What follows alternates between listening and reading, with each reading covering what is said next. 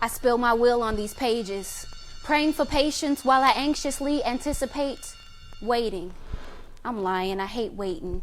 But more than that, I hate facing the consequences of the same mistakes I made last year. I draw the line here, because I've already been down that road and I'm not trying to go back there, because see, from time to time, I would find myself dancing with the devil. Meet Selena J. She is one of the most prominent faces of the spoken word scene in St. Louis. Magic, you're inside, so alternative.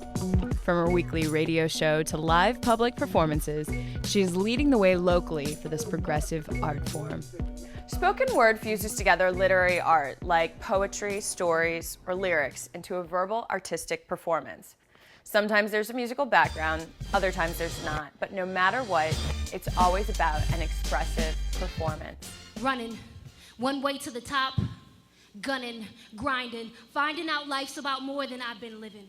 There are no rules, and if that's what moves you to speak about, or if you're moved to speak about those things, and other people, are enjoying what you're speaking about, hey, go for it. For Selena, her talent started at an early age. She wrote her first short story at age 8 and moved on to poetry by age 11. In high school, she did what she calls a little rap thing inspired by Tupac Shakur. By college, she performed in her first poetry slam. That particular piece was called The Ultimate High. And it was just about my, fascination with this particular guy. And I performed it and I got a standing ovation. And that, of course, that boosted me up a great deal. So it encouraged me to continue writing and performing. So that's how it all got started. Okay. Now, years later, Selena uses her radio show Soulternative as a vehicle to share her craft and expose the talent of other local spoken word artists.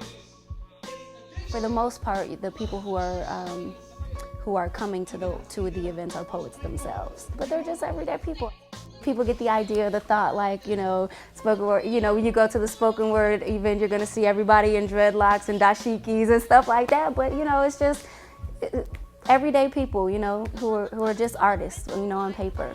And then there are people who come because they appreciate the art form. They don't do it themselves, but they love the fact that it's just such a creative way of expression. And the beauty of spoken word is that artists can verbally express whatever they want to.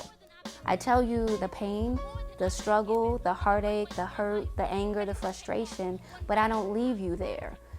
I bring you there, but then I always take you back out to that place of hope and light and peace and love, or whatever the case may be. It's not about me.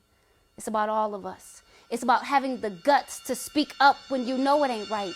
It's about having the courage and the strength to give up and let go of those things ain't no good in your life.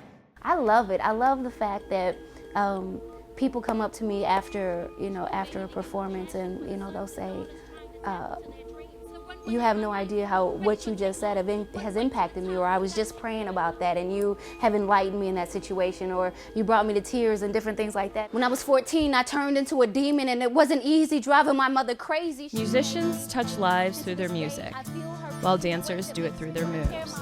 For Selena J, it's through her words. This gift it's not mine. It was given to me for a reason. And so I'm thankful when I feel like I have made a difference in some kind of way, because it's like, okay, I'm doing what I'm supposed to be doing with this thing.